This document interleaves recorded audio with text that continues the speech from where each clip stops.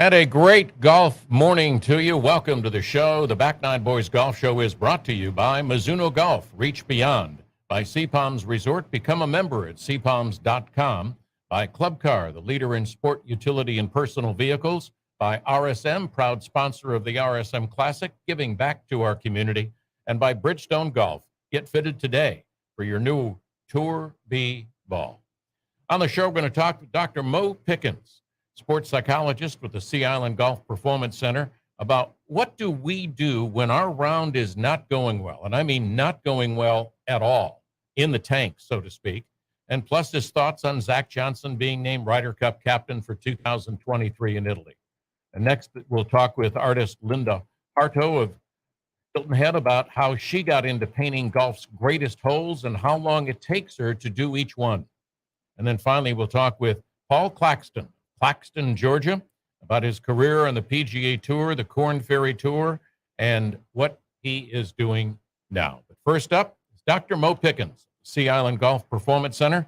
Dr. Mo and I talked about how to think different when our round is in the tank, even on the first few holes. Well, the first thing I would say is you probably need to get a little more specific. Most amateurs, when they're not playing well, they get frustrated and they get emotional, and then that causes them to be basically a little lazy or a little sloppy with what they're doing. So they're just trying to hit the fairway versus picking, no, I'm going to hit it right at the right edge of that bunker. I'm going to hit it right at that tree limb or whatever's good target. Or they're hitting putts and they got a 5-footer and they've already missed a few 5-footers. And they're basically just praying that the ball goes in, which is not going to work. Billy Graham said the only place his prayers weren't answered was on the golf course. But you got to be specific and like, no, I'm trying to hit this left edge, and make sure that you're being specific, because then you can at least evaluate it. Most people, amateurs, especially when they're not playing well, they just evaluate it was a good hole or a bad hole, or it didn't go in, or based on their score. Based on their score or just the result of the ball. Right. Pros are evaluating, did I hit that exactly where I want to, or did I start that putt on line? Because if they started that putt on line, then they can know, okay, well, I didn't pull or push that. I actually misread it. A lot of amateurs, when they miss a putt, they don't know if they misread it, if they pulled it or pushed it, if they got the speed wrong. You have to do more specific things on the front end so that you can commit to something, because then that's the only way you can have proper evaluation on the back end if you actually did what you intended to do.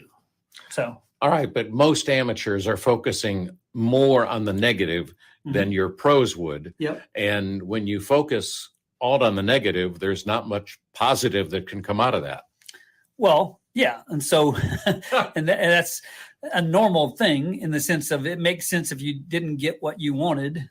We tend to get negative, but at least you can be identifying where the problems are, because if you identify the root cause of the problem, the read or the speed, then it's going to be very hard to improve that.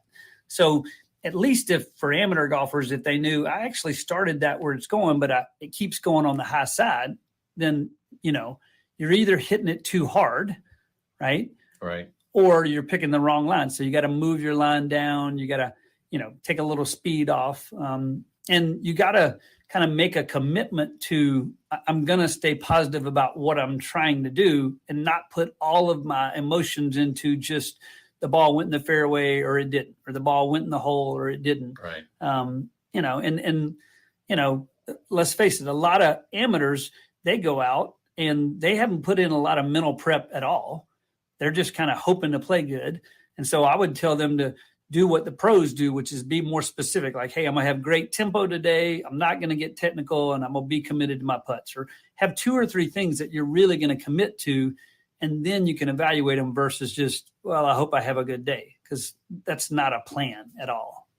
Yeah. Well, sometimes it's a plan, but it's not a plan that has so much success, to be honest with you. No. All right. Let's talk about your new website. You're pretty excited about it. I'm very excited about it. So for years, I've had students come see me and they'll come back, but most students see me a few times a year. So now I have a way for them in between sessions to keep up with what we've done, or for students that are thinking about to come here to kind of check it out before they get here. So it's drmollearntowin.com. And it's basically a set of videos that you would receive once you sign up. There's some trial videos. You actually get the first month free. So go on and get the first month free and see what it is. But it's basically the things that I teach players now captured in 6 to 10 minute videos.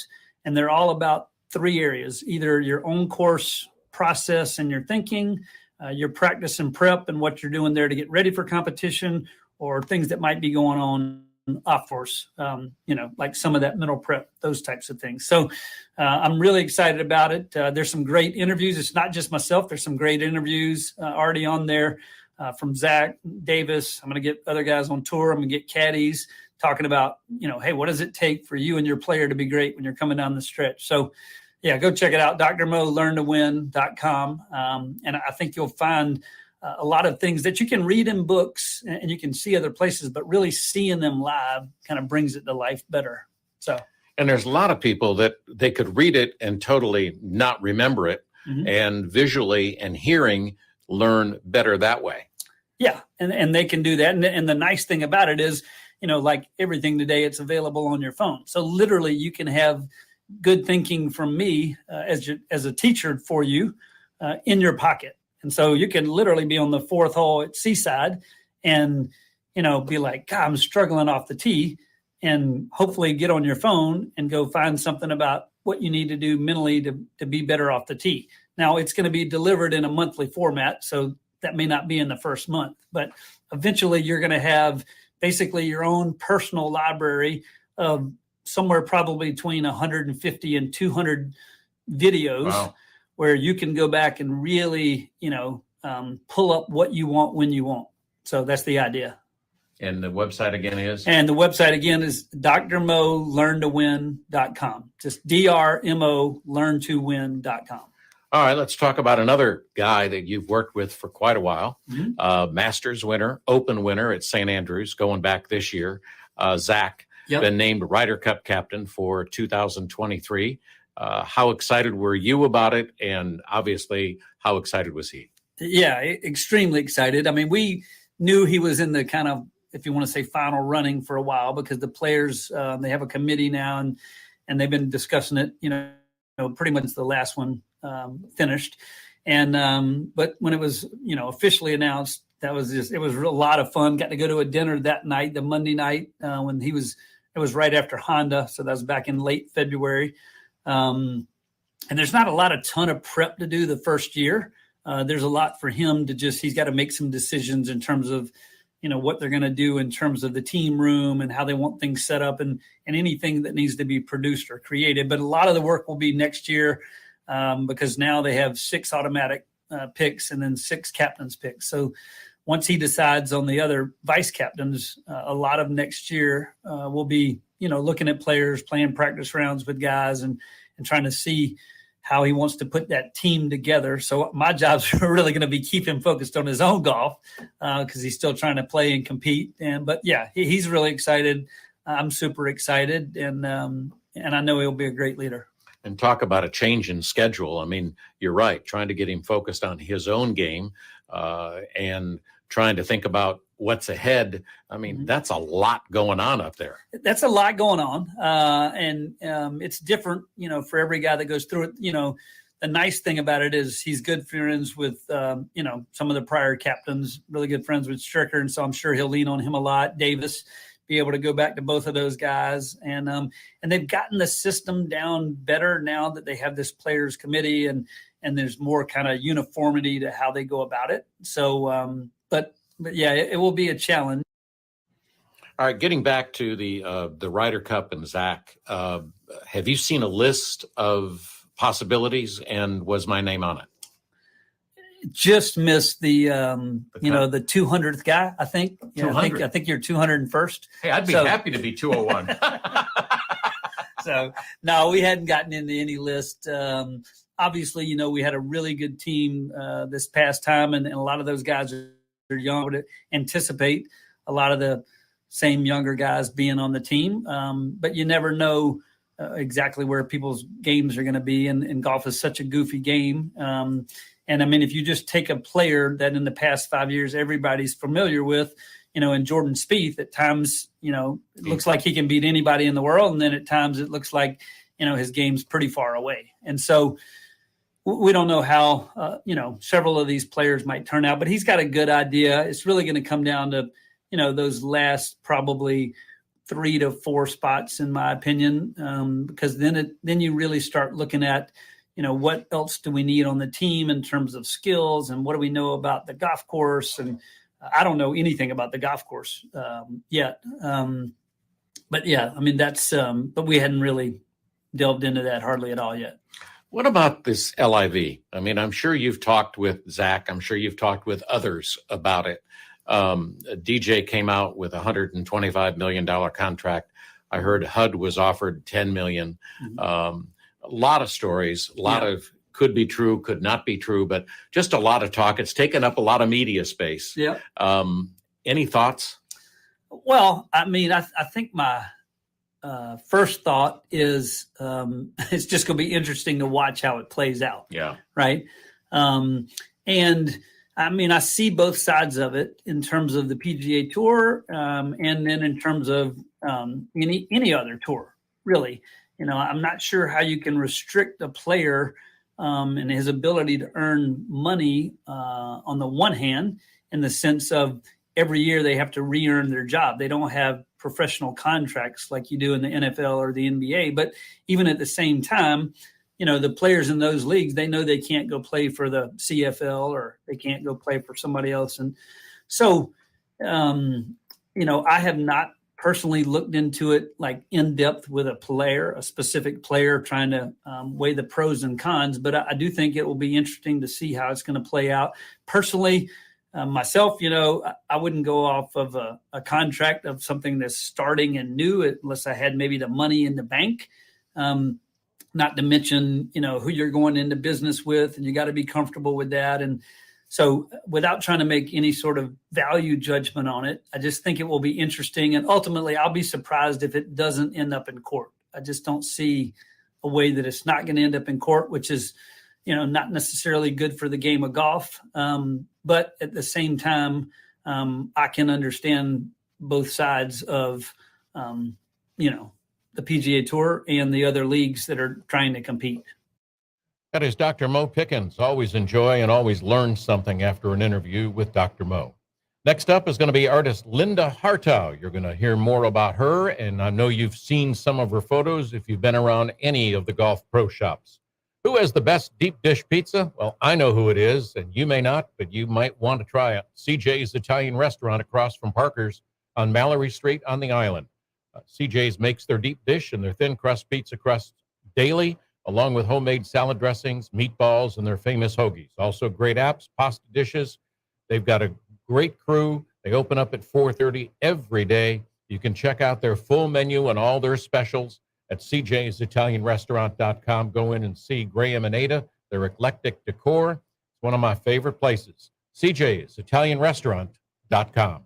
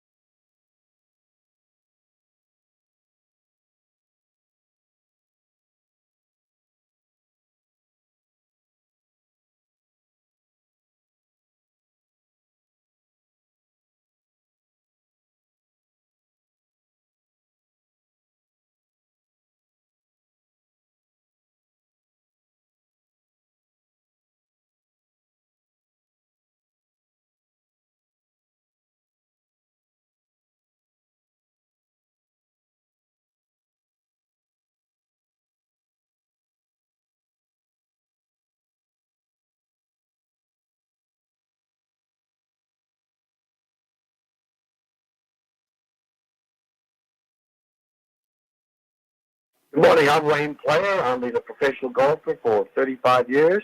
You're listening to the Back Nine Boys. And welcome back. Our next guest is Linda Harto, a landscape painter, artist who has created some of the world's most beautiful paintings of some of the best and famous golf holes all around the world. Good morning, Linda, and welcome back to the Back Nine Boys Golf Show. Yes, good morning, Rich. It's great to be here. Well, it's great to have you back, and you have earned the recognition of being one of golf's leading artists. And when you hear that, how does that make you feel? Well, it's quite an honor. Obviously, I've been doing it for an awful long time now, but it's great to be appreciated at any time. And one of your things is that you are very good at attention to detail, and that is one of your trademarks. Were you always like that, or is that how you always started out doing your paintings? Yeah, that's pretty much been constant my whole life. Even when I was a kid, I did very meticulous drawings and so in paintings and things. So it's pretty constant. It's pretty much me. All right. You're the only artist commissioned by the USGA and the R&A to do original paintings and prints. Again, that is such an honor, and I just can imagine when you got those calls, what were your thoughts at that point? It was really the beginning of a lifelong career. And both of those commissions came in 1990. So Wow. I was just kind of starting out then. So that really solidified the fact that that was what I was going to be doing for the rest of my life, pretty much. All right. So when the USGA and the R&A call and they want to do a painting of the upcoming tournament, do you travel there, and how do you go? What is your process when you go through it in order to come out with your final product? Yeah, I would always go to the course and just try to discover, so to speak. And sometimes it's obvious which hole needs to be done, but literally just experiencing the course and getting the feeling and the sense of place and deciding on what hole really brings that through, so that people, when they see the painting, they know where they are. Yeah. And that's a goal, obviously. But then to find a hole that golfers like and also that I like, and then I have to find the right lighting and even sometimes the right time of year to show that off at its best. All right. Augusta National gives you a call, and they say, Linda, we'd love you to come out and paint the famed 13th hole or whatever hole they would ask.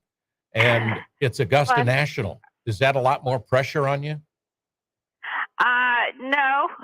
I just have to find another angle, another lighting that gets me excited. And it's not too hard to do, really, especially at Augusta. There's just so many beautiful views of hole. I mean, I have painted the 13th hole about 5-6 times already. So it's certainly doable. So if you do paint the same hole 5 or 6 times, do you go at it from different angles or at different times of the day? Yeah, different lighting, a different angle. And, I photographed Augusta so many different years, and each time it seemed different. There was just something different about the bloom, maybe, of all the different dogwoods and everything. So it was always different. I thought it was endlessly, there's just views everywhere. So when you go to Augusta, you have a lot of equipment, you have a lot of stuff that you need to take. The next time you go, is there any chance that you could give me a call and I could carry that for you? You can't imagine how many people want to carry my cameras. I can imagine. Boy, what a treat that would be. All right, It's interesting that this year's U.S. Open at the Country Club, I actually it was one of my first commissions after Augusta. When I started in 1984, I started getting calls from other clubs, and the Country Club called me I guess around 87, and they wanted me to do some paintings for their U.S. Open in 1988. Right. So that actually preceded my commission from the USGA. So I've actually done 26 U.S. Opens if you count that one. And I did 2 paintings for them back then. So it was Linda, one of my first when it- experiences outside of Augusta. how long does it take to create, and I know they're all different, but about Mhm. how long does it take to create one of your works of art? It's depending on the size. It could be 3 to 6 months. I mean, you've got time to go there, get reference material, and the painting takes a very long time because of the detail. Right. And then there's always production afterwards to do the prints. It's just a long process for one image. So if I do 3 or 4 a year, I'm doing really good. Okay. That was my next question. Very good. You're ahead of me. Some of your originals are in the private collections of Jack Nicklaus, Rhys Jones, a friend of mine that I visited the other day, Guy Phelan. I mean, beautiful, beautiful paintings. Yeah, yep. I agree. I love doing them, and I love the appreciation of them, especially. Even if it's just buying prints or whatever, it's very gratifying. Golfers just love the images, and it gives them a feeling of what it was like to be there, or even if they've never played it, it gives them a feeling of what it's like to be there, like Augusta. I mean, not everybody gets to play Augusta, No, that's unfortunately. true. That's true. Maybe you could, spread it out maybe between 3 and 4 people at Augusta. I mean, you could really make a lot of great friends that way. Right? Yeah. Yeah. I hope everybody will go to the website. Oh, yeah, We're please give us actually that. running our Guess the Winner contest next week for the U.S. Open, and giving away a limited edition print of the 3rd hole of Country Club. Okay. So Give us the everyone website. needs to sign up for the email so they get notification and they can enter into the contest. So And what's the website, Linda? it is just hartough.com. That's HARTOUGH.com. All right. Your goal is to paint when you go out there, and you say it takes several months to do it, a lot of different processes, taking photos, talking to folks, Yeah. getting different angles, different times of the day, et cetera. But your goal is to paint what the golfers see about that particular hole at that particular golf course. And Right. that's just amazing to me because you've got to see it like they see it. So do you do a lot of talks with some of the golf pros or the general Oh, managers yes. at the clubs just to kind of figure out some stuff? Usually, if it's the first time I've been to a course, I usually get one of the pros to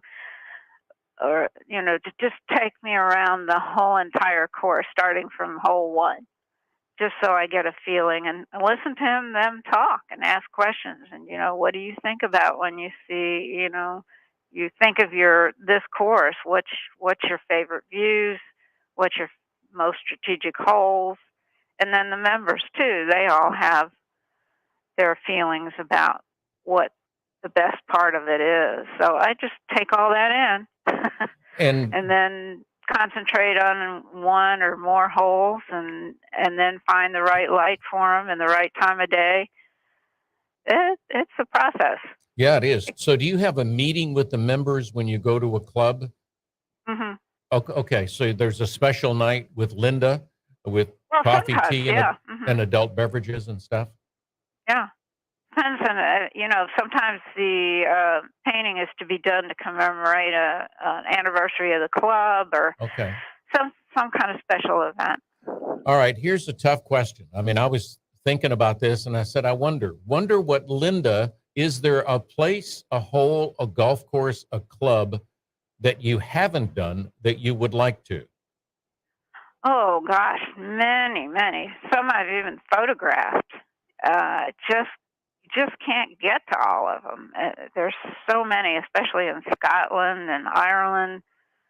And I've only done 2 paintings in Ireland, but I photographed I don't know how many courses and visited many, many of them. So how many years in advance are you already scheduled? And, if somebody called and said, I would like to have you do a painting, commission you to come to our club to do this whole, where are they going to be scheduled? Right now, my schedule for this year is full, but next year is open. Okay. Okay. So in the past, it's been variable. Sometimes I'm scheduled years ahead. Right. Back when I was doing annual paintings for U.S. Open and Right. Augusta and the British Open, it was pretty much nonstop. Yeah. There wasn't much room for anything else. I can imagine. I'm sure you get your hand gets tired after a while. But Linda, thank you so much for talking with us this morning. I always enjoy having the opportunity to talk with you, and more importantly, see your photos in many places that I go. Oh, that's wonderful. Thank you so much. And You're welcome. please enter the contest. It's really a popular event, and we run those contests pretty much, most major tournaments and even minor tournaments. It's just kind of a fun thing to enter into. You got it. Get Linda, a free print. thank you very much.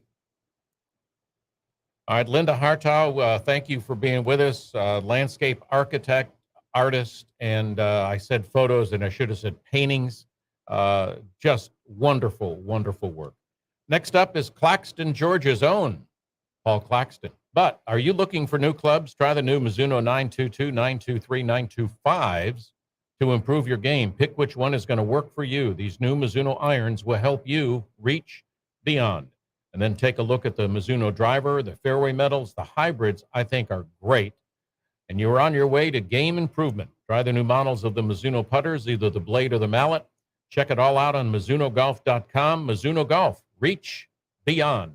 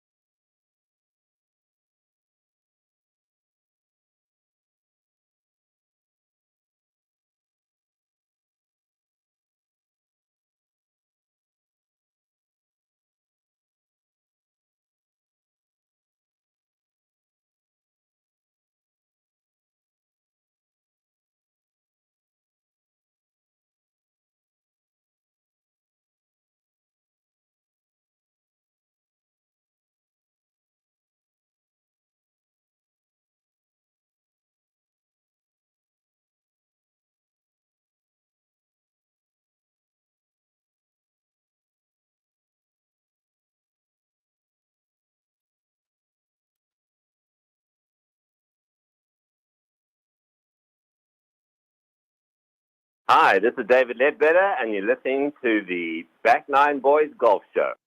And welcome back. I'm Rich Stiles. Our next guest is a PGA lifetime member from Claxton, Georgia, who I met several years ago at the Rex Hospital Open in Raleigh, North Carolina, playing in a Pro-Am. Good morning, Paul Claxton. How are you?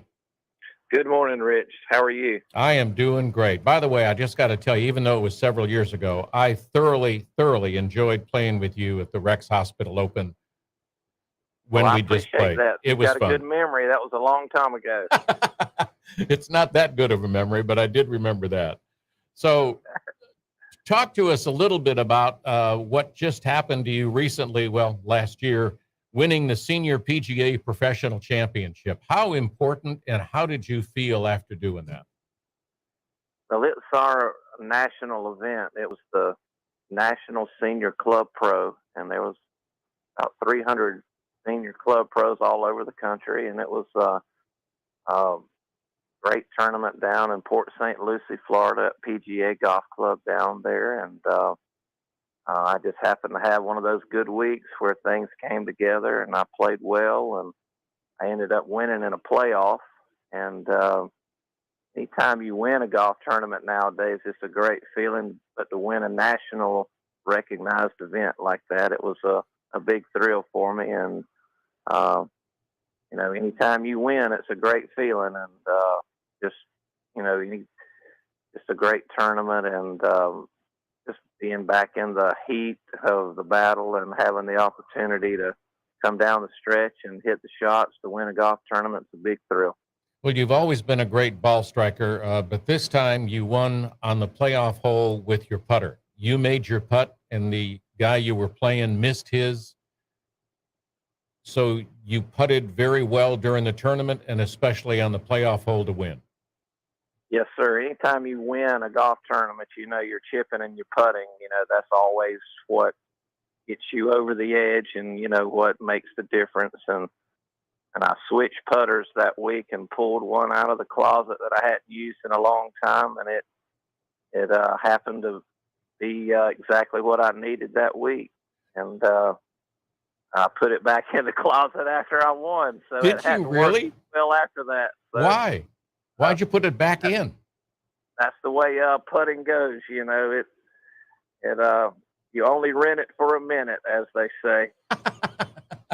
One of the things that you and I talked about previously is you do have a lot of putters. And I talked with Parker, your son, and I said, do you ever know that your dad throws away any clubs or anything? And he goes, oh, no.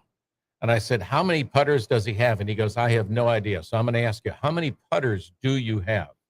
I've got probably at least 500. And what? I don't like to get rid of them because each one has a story. So, and for some reason, I can remember crazy things about clubs that I've used in competition. And so anytime I pull a putter out, I can remember a story or a tournament that I lost more than anything, or a putt I missed that cost me something, with almost every one of them. So, all right. So what if Parker comes to you and says, hey, Dad, I'm not putting really well. Can I borrow one of your putters? Well, he does that on a regular basis. So his putter also goes into timeout quite a bit.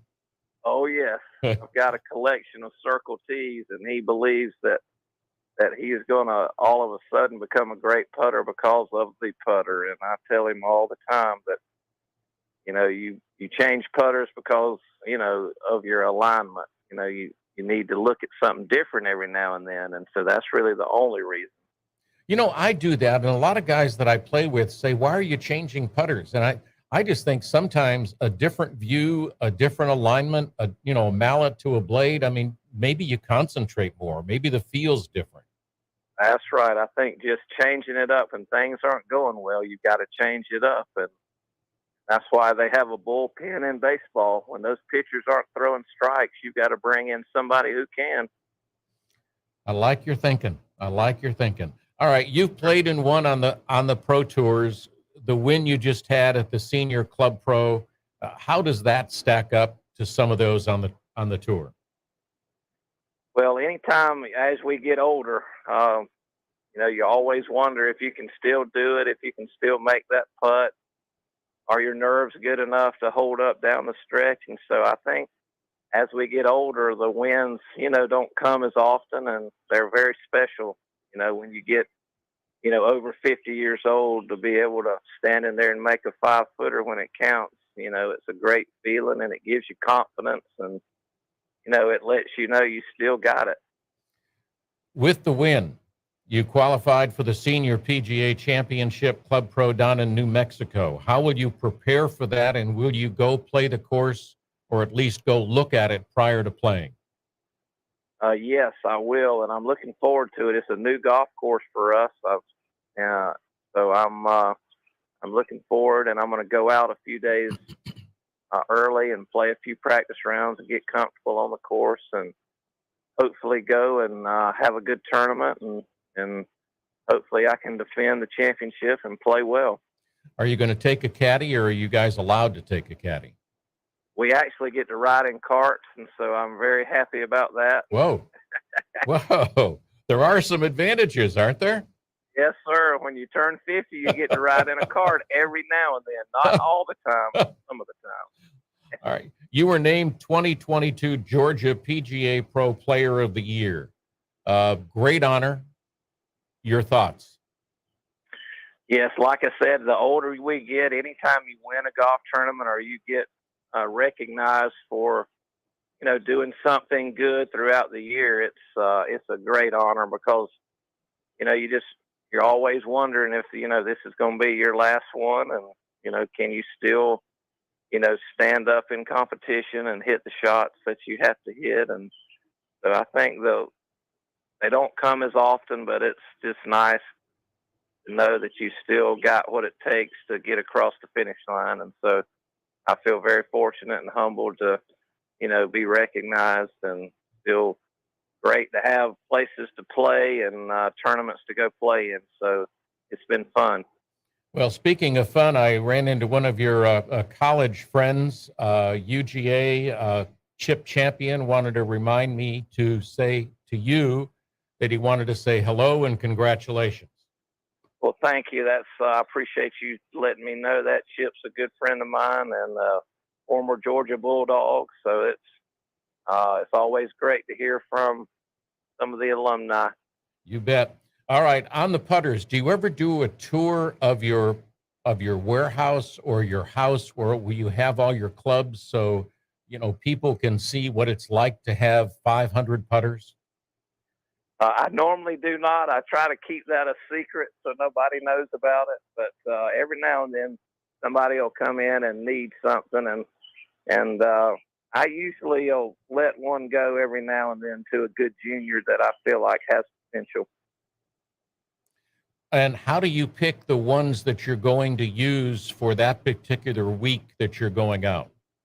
A lot of times it depends on the kind of greens, the pace, the speed of the greens. Bermuda, I like to have a putter that has a little more loft when I'm on Bermuda. And when I'm on bent greens, I usually like a little heavier putter. And so I always carry 3 or 4 with me every week. So I have some different options, and if one's misbehaving, I always have something to fall back on. The putter's misbehaving, of course. It's not the person using it; it's the putter. Correct? That's exactly right. Well, I told you that I played golf with your son Parker a couple of weeks ago, and I asked him who he takes golf lessons from. Who's on his team, and he said it's all you, because you've done everything in the game. I mean, you've been up, you've been down. You've played on this tour, on that tour. How does that make you feel that, your son just has you, and you love, I'm sure, helping your son improve his game? Well, it's been fun seeing him improve, and I'm glad to hear that he does tell people that he listens to me, because when most of the time I'm helping him, I don't think he's even paying attention. But that's kids. That's kids and parents. Come on. That's right. But I am glad to hear that he claims me. So, oh yeah. But I feel like I've experienced everything that he's trying to go through, and I think it's an advantage to, have someone that's already walked down the trail that he's trying to go on. So I try not to do too much, but anytime he asks or wants to know something, I'll let him know the experiences that I've had. Yeah, and I think that's what he's relying on is because, he said, you've been there, you've done it, and you've had every mood, every change, every kind of golf course. You've had great days, bad days, and there's a lot to be learned from that. That's right. And I tell him all the time that, you don't learn all that much when you win. You learn the most from when you fail, when you lose tournaments, when you miss cuts. And those are the times that you have to really reevaluate what you're doing, find out what's going wrong, and, try to correct it and try to work towards having one of those weeks when everything does come together. Well, I must be learning a lot then, because if you only learn when you have bad rounds or bad days or missed cuts, of course I don't miss cuts, but I have a lot of bad days. That's right. Hopefully you can correct some of those things, and that's what I try to do for Parker more than anything. Is just his fundamentals and his golf swing are pretty good, and so the mental side of the game is what I've really helped him or tried to help him with the most. Well, we're going to talk about that a little bit, but Paul, we got to take a quick break, which I'm sure you understand those. We'll be right back with Paul Claxton from Claxton, Georgia, right after this on the Back Nine Boys Golf Show.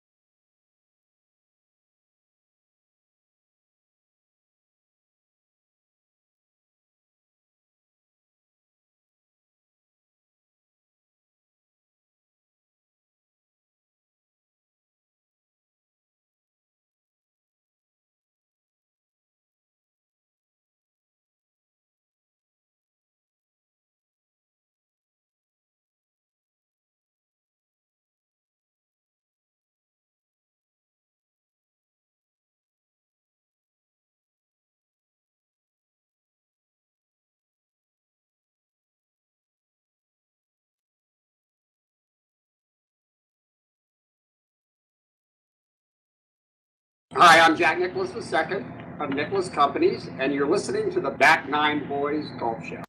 And welcome back. I'm Rich Stiles. We're live on the phone with Paul Claxton. And Paul, just before we took the break, we were talking, you mentioned the mental state. Skills are one thing that you have that you really never lose, but sometimes you lose the confidence that you need to have in your golf swing, what you've done before. So how do you help your son maybe not go through some of the things that you went through while you were on the tour? Well, I'm a big believer in you have to go through that. There are no shortcuts to learning confidence. There are no shortcuts to becoming a great player. You have to experience the lows, and you have to learn about yourself. And that's what I tell my son all the time. I said, I could tell you, what works for me, but what works for me may not work for you. So you have to go through those experiences. And I really believe there are no shortcuts to becoming great at anything. Great advice. Parker told me that he's going to be an incoming freshman at Georgia Southern, working under one of your friends, Coach Carter Collins, who always has great things to say about you. So how are you advising Parker going to Georgia Southern as an incoming freshman, knowing that they've, got some of their players from last year coming back? He's going to be number 12 on a team that, that has 5 travelers that go to the tournaments, and he's got to kind of play his way in. So what are you advising him to do during these first couple of years? Well, I'm very excited about his opportunity that he has there at Georgia Southern. Carter Collins is doing a wonderful job. He really is. Great guy. And he's a great coach and a great golfer, too. Yes. I think that's just a wonderful combination for, Georgia Southern to have a guy that talented that can not only coach it, but he can play also. And I think that's a huge advantage. And I feel like for Parker, heading to Georgia Southern, that he's going to be playing against some of the top players in the country. I think they've got 2 returning guys that are going to be seniors, and they're both very good players. And I think that he's going to have to get in there, and he's probably not going to play very much his first year. And I told him that he's going to figure out real fast if he, wants to, make it in college golf and then maybe do something after that, because he's going to be playing against some seniors that already know the ropes, that, know the courses very well that he's going to be qualifying on, and it's not going to be easy. And so there are no shortcuts to, making it. He's just going to have to get in there and work harder than everybody else, and come down to how bad he wants it. And speaking of how bad he wants it, Paul, when he's in tournaments, and I know he's been in some, will you go watch him? And if so, does that make him more nervous, or does that make you more nervous? Well, I've always asked him if he likes me to come or if he doesn't like me to come. And, I don't want to do anything to put more pressure on him, because I know there's, enough pressure there right, put on yourself when you're playing golf. And so I'm not able to come to everything he plays in, but I do try to come, several times, 2 or 3 times a year to watch him play when I can. And I feel like I've seen him play some really good golf, and I'm very excited about the opportunity that he has at Georgia Southern, and I could not be more pleased with handing him off to Carter, because I know he'll be in good hands, and Carter can mold and shape him and do things that I may not be able to, because I'm his dad, because he doesn't always listen to me. So I'm hoping Carter can maybe kind of polish up the areas that I may not have done a great job on. So. Well, I'm sure you've done a great job. One of the questions, all right, out of all the wins on any level, which one stands out for Paul Claxton?